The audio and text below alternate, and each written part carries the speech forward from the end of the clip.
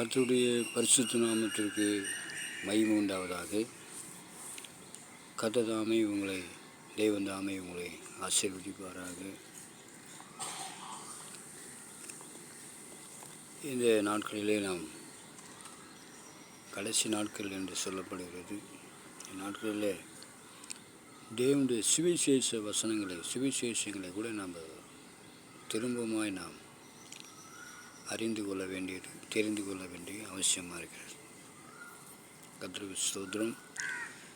தேவனுடைய ராஜ்யம் சமீபமாக இருக்கிறது.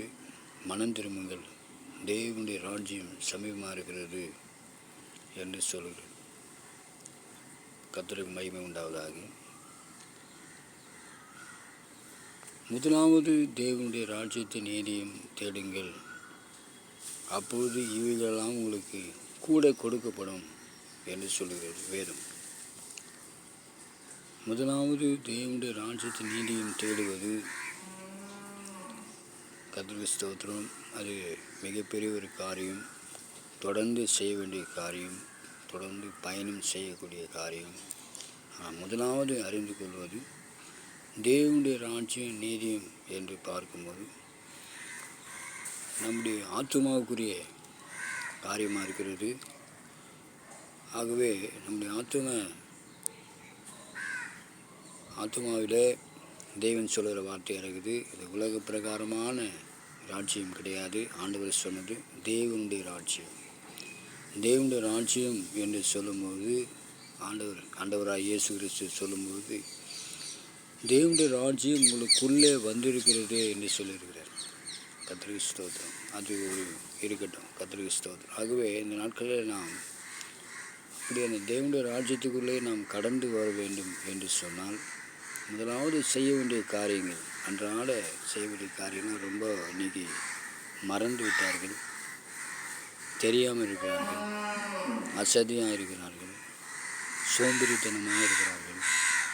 ஆகவே கடைசி நாட்கள் தான் இப்படிப்பட்ட காரெல்லாம் நடக்கும். பிசாசு சாத்தான் அநேகரை வஞ்சித்து அவருடைய வருகை போகக்கூடாதபடிக்கு நிறைய காரியம்லாம் இருக்கும். ஆகவே நாட்களில் அடியானை கொண்டு சில தெரியப்படுத்துகிறார், அதாவது எச்சரிக்கிறார், தெரியப்படுத்துகிறார். ஒரு உஷார் நிலைமை அப்படியே நம்ம நினைத்து கொள்ளலாம். கர்த்தருக்கு ஸ்தோத்திரம். ஆகவே நாட்களில் உலகத்தினுடைய காரியத்தெல்லாம், தேசத்தில் நடக்கிற காரியம்லாம் பார்க்கும்போது நாம் இன்னும் ஜாக்கிரதையாக தேவனை பின்பற்ற வேண்டும், அவரை அண்டிக் கொள்ள வேண்டும். அவரை அண்டிக் கொள்வர்கள் பாக்கியவான்கள் என்று சொல்லப்படுகிறது. அது மாத்திரமல்ல, தேவனுடைய கோபாக்கினிக்கு நாம் விலக்கி பாதுகாத்து கொள்வது மிகவும் அவசியமாக இருக்கிறது. அதிகாலை எழுந்து ஜெபம் பண்ணுங்கள், வேதத்தை அதிகமாக நீங்கள் வாசியுங்கள். கர்த்தருக்கு ஸ்தோத்திரம்.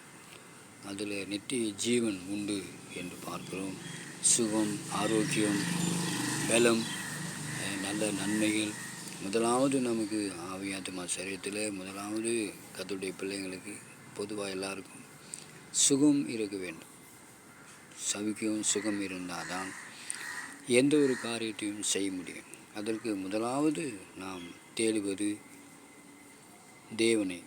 பொதுவாக தேவனை நாம் ஒவ்வொரு மனிதனும் தேட வேண்டும். குறிப்பாக கர்த்தருடைய பிள்ளைகள், விசுவாசிகள், கிறிஸ்தவர்கள் இயேசு கிறிஸ்துவை இன்னும் அதிகமாக தேடுகிற விஷயத்திலே மிகவும் குறைவாக இருக்கிறார்கள். கண்டிப்பாக நாட்களில் நாம் தேவனை அதிகமாக தேடுவோம். நாமும் நம்மையும் ஆசீர்வதிக்கப்பட்டு நாமும் நன்றாயிருந்து, நீதிமான்கள் நன்றாயிருந்தால் பட்டணம் கலிகூறும் என்று சொல்லப்படுகிறது. அதுபோல் கர்த்தருடைய பிள்ளைகள் நன்றாயிருந்து பிறருக்கு ஆசீர்வாதமாக கண்டிப்பாக நாம் விளங்க வேண்டும். பிறர் ஆசீர்வாதத்துகளாய் நாம் நடத்த வேண்டும். பிறர் ஆசீர்வாதத்துகளாய் நாம் கொண்டு வர வேண்டும் சபைகளிலே, கர்த்தருடைய ராஜ்யத்திலே. ஆகவே நாம் நாட்களில் பிரயாசப்படுவோம், நல்லா ஜெபம் பண்ணுவோம். கர்த்தர் உங்கள் ஒவ்வொருவரையும் உலகத்தில், தேசத்தில், பரிசுத்தவான் மத்தியில், விசுவாசம் மத்தியில் ஒவ்வொருவரையும் தேவன் தாமே ஆசீர்வதிப்பாராக. நன்றி.